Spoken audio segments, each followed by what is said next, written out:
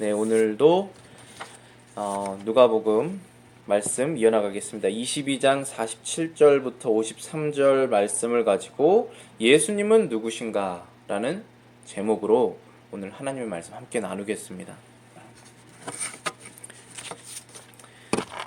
우리가 마태, 마가, 누가 이 세 가지를 복음서, 요한복음까지 이제 복음서라고 말합니다. 그래서 이 네 가지 복음서를 사복음서라고 말하죠. 특별히 마태, 마가, 누가 이 세 복음서는 같은 시선으로 예수님에 관하여 기록하였다라고 해서 공관복음이라고 그렇게 부릅니다. 근데 요한복음은 조금 다른 시선으로 예수님에 관한 사역을 기록하였기 때문에 또 조금 다른 분류로 복음서라고 칭합니다. 어찌됐든 이 네 가지 복음서가 있는데 오늘 예수님께서 유다에게 배반을 당하시고 체포당하는 장면은 공관복음 세 가지에도 다 기록이 되어 있고 요한복음에도 기록이 되어 있는, 그래서 모든 복음서가 다 기록하고 있는 장면입니다. 중요한 장면이겠죠. 오늘 본문을 저희들이 읽다 보면은 일반적으로 떠오르는 질문들이 몇 가지가 있습니다. 첫 번째는 이런 거가 있을 것입니다. 예수님은 가룟 유다에게 속았을까? 예수님은 가룟 유다가 어떤 사람인지 모르고 계셨을까? 그런 질문들이 있을 수 있죠. 예수님은 그 군관들이 잡으러 왔을 때 잡히지 않을 힘이 없으셨을까? 예수님은 그들을 이길 수 있는 힘이 없으셔서 잡힌 것일까? 그런 질문을 할 수 있습니다. 그러면 좀 더 크게 보면은 하나님이 계시고 마귀라는 존재가 실존하는데 이 마귀는 하나님과 늘 힘겨루기를 하고 있는가? 그래서 때때로는 하나님이 순간 지셔서 마귀가 이길 때 그럴 때가 존재하는가? 또 더 나아가서 우리의 입장까지 생각하면 그러한 모먼트들이, 그런 순간들이 있어서 우리는 마귀가 하나님을 이겼기 때문에 우리가 마귀의 유혹에 넘어서 죄를 지는 것인가? 뭐 그런 것들을 생각해 볼 수 있습니다. 그런데 이러한 질문들은 예수님이 누구신지를 알면서 해결이 됩니다. 그래서 오늘 말씀 제목을 예수님은 누구신가라고 적어봤습니다. 세 가지를 오늘 말씀드릴 것인데, 첫 번째는 예수님은 속지 않으신다는 것입니다. 두 번째는 예수님은 오래 참으신다는 것이고, 세 번째는 예수님이 세상의 주인이시다. 이 세 가지 내용을 가지고 오늘 말씀을 전해 보겠습니다. 예수님은 속지 않으십니다. 예수님께서 겟세마네 동산에서 기도를 마치셨습니다. 우리 지난주 설교에 기억하시면 예수님께서 기도를 하셨습니다. 3번의 기도를 드리셨죠. 그 내용은 이 잔을 옮기실 수만 있다면 옮겨주십시오. 그러나 아버지의 뜻대로 하여 주시옵소서라고 옮기시지 않는 아버지의 뜻을 받아들이는 그러한 기도를 하신 것입니다.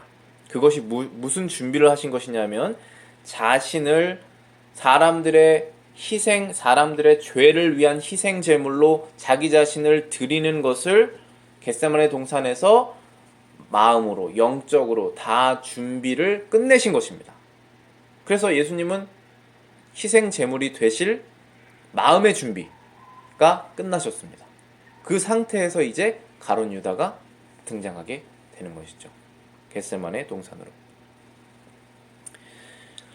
오늘 제가 주보 뒷면에 성경 구절들 많이 적어놨습니다. 함께 보시겠습니다. 마태복음 26장 45절을 보시면은 좀 전에도 말씀드렸듯이 이 예수님께서 잡히시는 그 장면을 다 기록하고 있습니다. 모든 복음서가. 마태복음 26장에 보시면은 이에 제자들에게 오사 이르시되 이제는 자고 쉬라. 보라 때가 가까웠으니 인자가 죄인의 손에 팔리우니라. 이러하나 함께 가자. 보라 나를 파는 자가 가까이 왔느니라. 이 말씀을 하시고 이제 유다가 그 무리를 데리고 오게 됩니다. 누가복음 22장 오늘 본문의 47절 보시면은 말씀하실 때에 한 무리가 오는데 12 중에 하나인 유다라 하는 자가 그들의 앞에 와서라고 되어 있습니다. 그러니까 유다는 예수님을 속이려고 뒤에서 몰래 배신할 계획을 이 대제사장들과 군관들과 장로들과 함께 이미 짰죠. 근데 무슨 신호를 짰냐 하면은 그 군관들이 예수님이 누구신지 그 어둡고 사람들이 여러 명 있으니까 제자들과 함께 계시니까 그 중에 누가 예수님인지 모르니까 유다가 이제 가서 키스를 하는 사람이 예수다. 그러니까 잡아라라는 그 군호를 짰다라고 되어 있습니다. 여기 보시면은 마태복음 48장에 보시면은 마태복음 26장 48절을 보시면은 예수를 파는 자가 그들에게 군호를 짜 가로되 내가 입맞추는 자가 그이니 그를 잡아라 하였느니라. 그래서 유다는 예수님을 속이려고 한 것이죠. 자신이 예수님을 배반하지 않는 사람인 것처럼 속이려고 그렇게 한 겁니다. 만약에 자신이 예수님을 배반하는 것이 부끄럽지 않았다면 그냥 군인들을 데리고 자, 이 사람이 예수니까 잡아가십시오라고 할 것인데 그거를 속이려고 예수님께 가서 이렇게 말했죠. 마태복음 26장 49절에 예수께 나와 랍비여 안녕하시옵니까 하고 입을 맞췄다. 예수님께 안녕하십니까 하고 평소에 하는 것처럼 입을 맞췄다는 것입니다. 근데 이 행동을 했다는 것이 중요한 거죠. 만약에 예수가 잡혀야 될 사람이고 자기가 부끄러움이 없으면 이 행동을 할 필요가 없죠. 잡아라 하고 가면 되는 것이죠. 근데 그렇게 안 했다는 거죠. 조용히 가서 평소대로 행동하고 군인들에게 줄 사인만 키스로 한 다음에 자기는 빠진 거죠. 안부 인사를 물은 것입니다. 근데 이 행동을 칼빈이 이렇게 해석을 했는데요. 유다가 주님에 대한 두려움 내지는 자신의 죄악에 대한 수치 때문에 드러내놓고 원수들과 한패가 되지 않은 것으로 본다.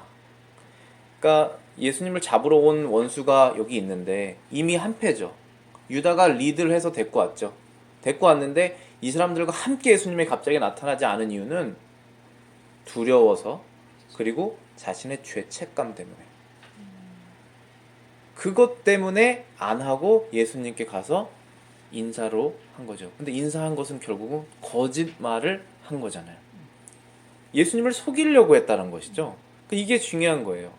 예수님이 속을 수 있는 분이다라고 생각했다는 거죠. 유다가. 근데 예수님은 속지 않는다는 말씀을 드리는 것입니다. 네. 마가복음 14장 44절에는 이렇게 써 있습니다. 예수를 파는 자가 이미 그들과 군호를 짜 가로되 내가 입맞추는 자가 그이니 그를 잡아 단단히 끌어가라. 그러니까 내가 입맞추는 자가 예수니 그를 어떻게 하라고 그랬어요? 잡아서 단단히 끌어가라. 근데 왜 단단히 끌어가라고 했을까요? 예수님은 지금 사실은 이사야 53장에서 말씀하신 것처럼 양이 순순히 도살장에 끌려가는 것처럼 가실 거였거든요. 하나님의 예언서에 따르면. 근데 유다는 전혀 모르죠. 단단히 잡아야지 잡을 수 있는 사람이라고 생각한 거예요. 유다는 예수님이 어떠한 능력을 갖고 있는지를 가까이서 봤죠. 몇천 명을 먹이시고 무리를 거르시고 죽은 자를 살리시는 그런 능력을 봤기 때문에 단단히 잡지 않으면 절대로 못 잡을 사람이라는 것을 알고 있기 때문에 그 두려운 마음으로 단단히 잡으라고 했던 것이죠. 그러니까 유다가 예수님의 능력의 그 범위가 어느 정도인지는 모르고 있는 것이죠. 아직까지. 유다는 그렇게 두려워서 예수님을 단단히 잡으라고 했고 또 죄책감이 있어서 자기가 마치 예수님을 안 파는 사람처럼 거짓 행동을 했습니다. 근데 왜 이렇게 큰 죄책감이 있었냐 하면 예수님은 늘 유다를 친구처럼 대했기 때문에 죄책감이 있는 것입니다. 심지어 이 장면이 있기 전에는 예수님께서 제자들의 발을 씻겨주는 장면이 나오죠. 그러니까 그렇게 예수님이 다 알고 계신데 유다를 끝까지 그들과 동일하게 대접을 하셨다는 것이죠. 그 대접을 받은 유다로서는 예수님을 파는 그것이 아주 큰 죄책감으로 왔겠죠. 그래서 거짓말을 할 수밖에 없었다는 것이죠. 끝까지. 그런데 예수님께서 이렇게 말씀하십니다. 마태복음 26장 50절에 친구여 네가 무엇을 하려고 왔는지 행하라. 예수님께서 유다에게 원수여 라고 말하지 않았죠. 친구여라고 말씀하셨습니다. 요한복음 18장 4절에는 이렇게 기록합니다. 예수께서 그 당할 일을 다 아시고 나아가 가라사대 너희가 누구를 찾느냐. 그 당할 일을 다 아시고, 왜냐하면 겟세마네 동산에서 이미 끝났거든요. 이미 십자가에서 못 박힌 거랑 다름없는 마음의 준비 상태에 나가셨기 때문에 그 당할 일을 다 아시고 사람들이 오자 너희가 누구를 찾느냐 이렇게 얘기하셨습니다. 잡힐 줄을 모르고 유다가 계획한 것을 모르고 그곳에 가신 것이 아니라 이미 하나님의 계획 가운데 예수님께서 행동을 하셨다라는 것이죠. 요한복음 17장 12절에 보시면은 내가 저희와 함께 있을 때에 내게 주신 아버지의 이름으로 저희를 보존하와 지키었나이다. 그 중에 하나도 멸망치 않고 오직 멸망의 자식뿐이오니 이는 성경을 응하게 함이니이다. 예수님께서 하나님 아버지로부터 하나님의 백성들을 다 받으셨습니다. 이제 하나님 아버지의 소유가 다 예수님의 소유가 되었습니다. 근데 특별히 이 기도는 요한복음 17장의 기도가 먼저는 자기 자신을 위해서 기도하시고 그 다음에는 제자들을 위해서 기도하시고 그 다음에는 세상 모든 신자들을 위해서 기도하시는데 지금은 제자들을 위해서 기도하시는 이 부분입니다. 근데 12명의 제자를 하나님 아버지가 나에게 주셨지만 내가 이 사람들을 끝까지 다 보존하고 있다. 근데 한 명 빼고 다 보존하고 있다. 그 한 명은 멸망의 자식이다. 그는 멸망하게 될 것이고 그가 멸망의 자식이 되어서 나를 팔아 죽일 때 그때 성경이 응하게 될 것이다 라는 말씀을 하시는 것이죠. 그러니까 예수님께서는 애초에 하나님의 자식과 멸망의 자식을 구분하여서 알고 계신다는 것이죠. 유다가 중간에 하나님의 자녀였다가 중간에 마귀의 자녀가 된 것이 아니라 애초부터 멸망의 자식이었다는 것을 알고 계셨다는 것입니다. 근데 이것은 성경이 응하게 함이다라고 하셨기 때문에 유다가 그렇게 멸망의 자녀가 된 것은 멸망의 자녀여서 자녀로 그냥 남아있는 것은 성경이 응하게 하기 위해서 그런 것이다 라고 말씀하신 것입니다. 어느 성경이냐면은 시편 41편 9절입니다. 나의 신뢰하는 바 내 떡을 먹는 나의 가까운 친구도 나를 대적하여 그 발꿈치를 들었나이다. 내 떡을 먹는 나와 식사를 같이 했던 나의 가까운 친구가 나를 대적하여 발꿈치를 들었다. 근데 예수님께서 실제로 유다에게 친구여 내가 무엇을 하려고 왔는지 빨리 그것을 행하라 라고 해서 끝까지 친구처럼 대하셨다는 것이죠. 이미 모든 걸 아셨지만 내 떡을 먹는 가까운 친구라는 것은 이 성경을 응하게 하기 위해서 가룟 유다도 예수님의 첫 번째 그 성만찬도 참여했습니다. 가룟 유다도 거기 있었죠. 빵과 포도주를 같이 먹었어요. 12명의 제자들과 함께. 마태복음 26장 21절에 저희가 먹을 때 이르시되 내가 진실로 너희에게 이르노니 너희 중에 한 사람이 나를 팔리라. 그러셨죠. 그래서 유다는 죄책감이 아주 심했고 두려움이 아주 컸습니다. 그래서 예수님을 배신하면서도 배신하지 않는 것처럼 속이려고 했던 것입니다. 예수님을 속이려고 했습니다. 하지만 예수님을 속지 않으셨고 모든 것을 아셨고 그것은 성경에 이미 예언된 것들이 다 이루어지기 위해서 일어나야 될 일이라는 것을 예수님은 알고 계셨습니다. 우리는 여기서 무엇을 알 수 있냐면은 우리는 하나님을 속일 수 없다는 것을 알 수 있습니다. 우리가 하나님께 죄를 지으면은 딱 유다와 같은 마음이 듭니다. 첫 번째는 두려움, 첫 번째는 죄책감. 두려운 것은 하나님이 심판하는 분이시기 때문에, 죄책감은 우리가 받은 사랑이 너무나 크기 때문에 이 두 가지 생각이 듭니다. 그러면 방법이 무엇입니까? 죄를 안 지은 것처럼 하나님 앞에 떳떳하게 서는 것이 방법이냐 이것입니다. 그게 유다가 했던 것이죠. 그것이 아니라 죄를 고백하는 것이 방법인 것이죠. 우리는 우리의 죄를 대신하여 죽으신 예수님께로 죄를 지었을 때 최대한 빨리, 최대한 솔직하게 가까이 나가는 것이 방법입니다. 그것이 죄를 해결하는 방법입니다. 유다처럼 하나님을 속이려고 했을 때 더 비참한 멸망의 자식이 되는 것이죠. 하나님은 회개한 사람의 죄를 용서해 주신다고 약속하셨습니다. 그래서 우리가 하나님을 속일 수 없다는 것이 두려운 문제가 되는 것이 아니라 너무 평안을 느끼게 되는 것이죠. 왜냐하면 가릴 것이 없으니까. 하나님 앞에서 우리는. 두 번째 주제는 예수님은 오래 참으시는 분이라는 것입니다. 예수님은 배반당하는 상황에서도 오래 참으셨습니다. 예수님은 유다를 끝까지 친구라고 칭하셨습니다. 마태복음 26장 50절에 예수께서 가라사대 친구여 내가 무엇을 하려고 왔는지 행하라. 칼빈은 이것을 해석하기를 그리스도께서 유다를 가리켜 친구라고 부르시는 것은 빈정되는 인사말이 아니라 식탁에 같이 앉아있던 가까운 친구가 배신자가 되었다는 점에서 그의 배운 망덕에 대한 도전이다.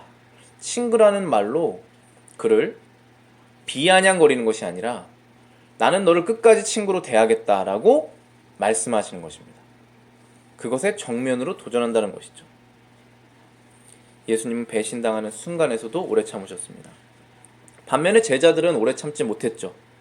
제자들은 잡으러 온 사람들을 보고 화가 났어요. 49절에 보시면은 좌우가 그 될 일을 보고 여짜오되 주여 우리가 검으로 치리이까. 50절에 그 중에 한 사람이 대제사장의 종을 쳐 그 오른편 귀를 떨어뜨린지라. 49절에 제자들이 한 일이 무엇이죠? 예수님께 물었습니다. 저들을 검으로 칠까요?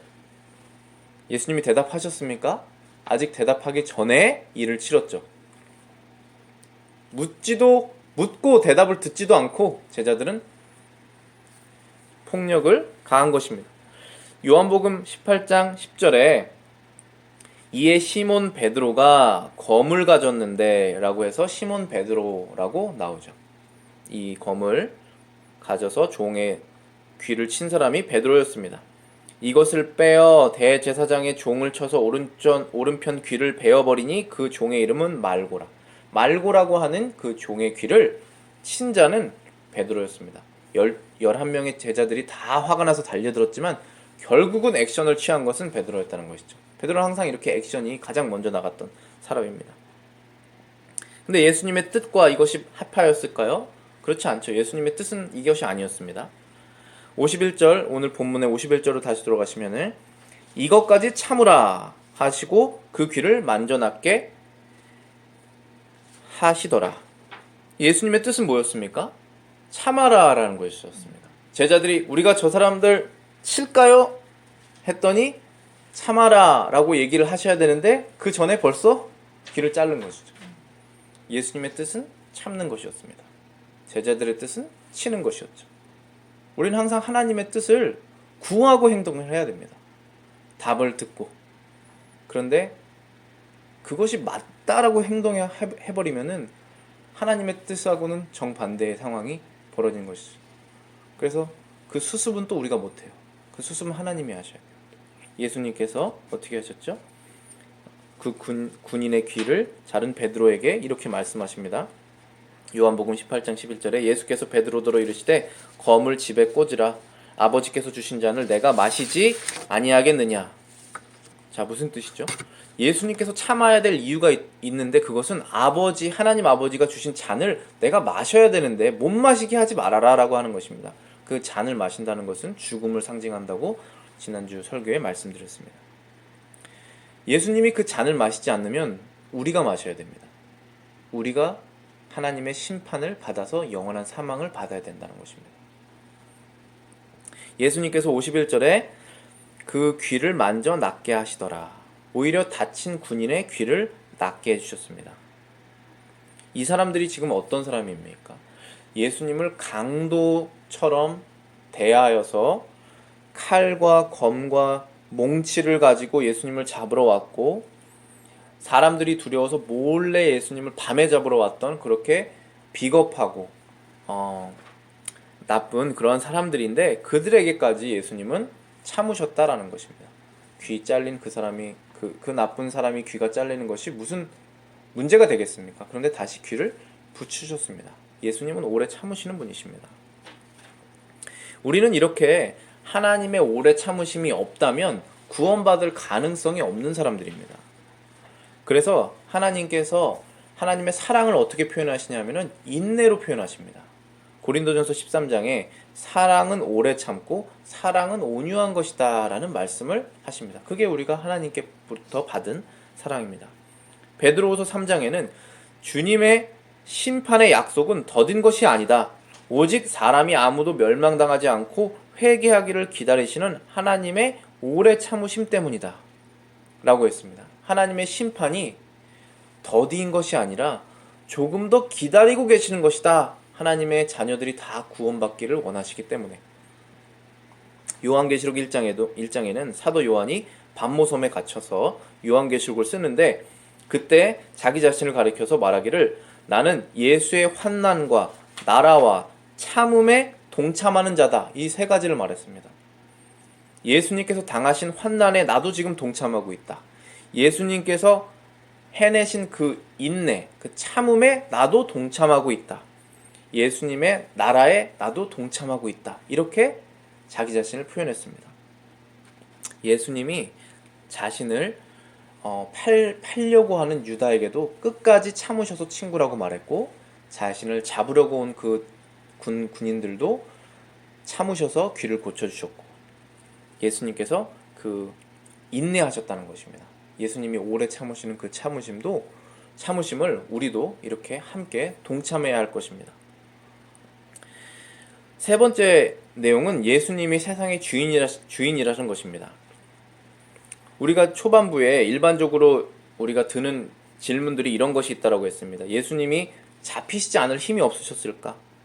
아니면 마귀는 하나님과 늘 힘겨루기를 하다가 어떤 순간에는 마귀가 이길 때가 있는 것인가? 그런 질문을 하게 된다는 것인데 그렇지 않습니다. 이러한 질문들은 예수님께서 세상의 주인이라는 것을 알 때 해결이 됩니다. 주인은 한 명이고 나머지는 다 종입니다. 예수님이 주인이시고 나머지는 다 종이라는 것입니다. 예수님을 믿는 사람들은 예수님의 종이죠, 당연히. 그럼 예수님을 안 믿는 사람들은 예수님의 종이 아닙니까? 당연히 그들도 예수님의 종이 되는 것이죠. 그러면 마귀는 예수님의 종이 아닙니까? 마귀도 예수님의 권위 아래에 있는 존재라는 것입니다. 예수님은 단지 하나님 아버지의 뜻을 이루기 위해서 그들에게 잡히신 것일 뿐이었습니다. 마태복음 26장 53절부터 54절에 이렇게 기록했습니다. 내가 내 아버지께 구하여 지금 12영 더 되는 천사를 보내시게 할 수 없는 줄로 아느냐? 내가 만일 그렇게 하면 이런 일이 있으리라 한 성경이 어떻게 이루어지리요 하시더라. 역사의 주인이 하나님이라는 것입니다. 세상을 창조하시고 사람을 구원하시는 분이 하나님이십니다. 하나님께서 이렇게 역사가 이루어질 것이다 라고 성경에 말씀하신 내용들이 있는데 예수님께서 십자가에 죽지 않으신다면 그 성경이 어떻게 이루어지겠느냐? 그대로 이루어져야 된다 라고 하는 것입니다. 이 세상이 그냥 흘러서 지나가지 않습니다. 하나님이 말씀하신 대로 지나갑니다. 공중에 날아다니는 새도 하나님이 주관하신다고 했습니다. 그 새가 날아가는 때와 잠시 나무에 앉는 때도 하나님의 손에 달려있다는 것입니다. 하물며 우리 인간의 삶은 하나님의 주관에 없냐라는 것입니다.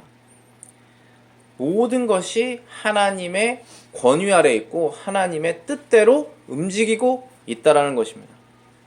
예수님이 그 세상의 주인이십니다. 요한복음에서 예수님을 잡으러 온 자들이 예수님을 만났을 때 한 흥미로운 행동을 기록하고 있습니다. 요한복음 18장 4절부터 6절에 보시면은 그 잡으러 온 자들이 예수님을 딱 만났을 때 어떤 행동을 했냐면은 이런 행동을 했습니다. 예수께서 그 당할 일을 아시고 나아가 가라사대 너희가 누구를 찾느냐? 라고 이렇게 물어보십니다. 대답하되 나사렛 예수다! 라고 그 잡으러 온 사람들이 얘기를 하는 장면이 있습니다. 그랬더니 예수님께서 가라사대 내로라 그건 나다 라고 이렇게 얘기하십니다. 그랬더니 예수께서 저희에게 내로라 나다 라고 얘기하실 때 저희가 물러가서 땅에 엎드려지는지라 라는 구절이 있습니다. 왜 엎드렸을까요? 잡으러 왔으면 잡으면 되지. 두려워서 엎드린 것입니다. 이게 어떤 현상이냐면은 우리는 진짜 거룩한 사람을 만나면 두려워집니다. 왜냐하면 우리는 죄인이고 하나님은 거룩하기 때문에. 우리가 예수님을 만났을 때, 예수님 보았을 때 이렇게 되지 않겠습니까? 옛날에 조선시대에 갑자기 왕이 자기 동네에 오면은 깜짝 놀라가지고 왜 땅에다 엎드리겠습니까? 얼굴 땅에다 대고. 왜 용안을 쳐다보지 못합니까? 두렵습니다. 두려워서 그런 것입니다. 존귀한 분을 만나면. 하물며 세상의 주인인 예수님을 가까이서 보았을 때 이들처럼 되지 않겠냐 이러는 것입니다.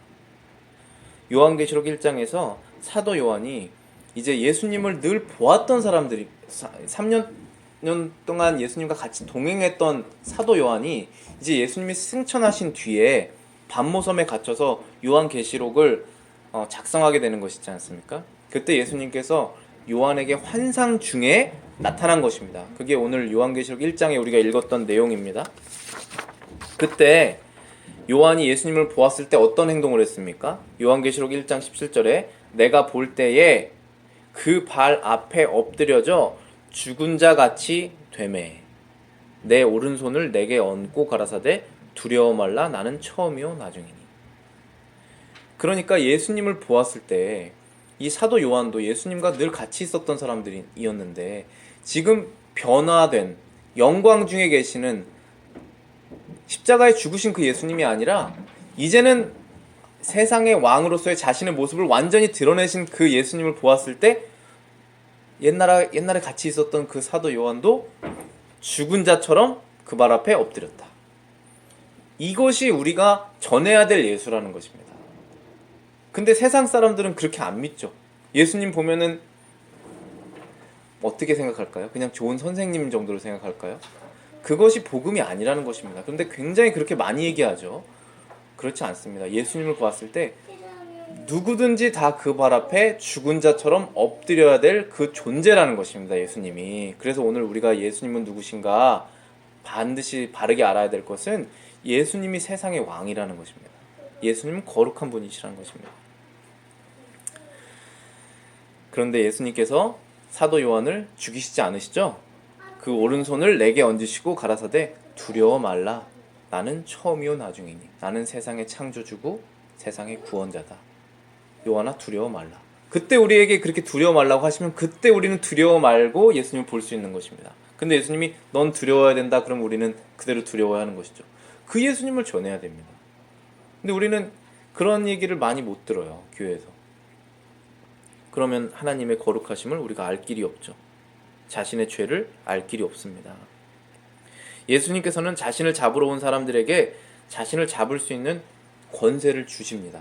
그러니까 세상 모든 권세가 예수님께 있고 자신을 잡을 수 있는 권세까지도 예수님이 주시는 것입니다. 오늘 본문의 53절에 내가 날마다 너희와 함께 성전에 있을 때에 내게 손을 대지 아니하였도다. 그러나 이제는 너희의 때요 어두움의 권세로다.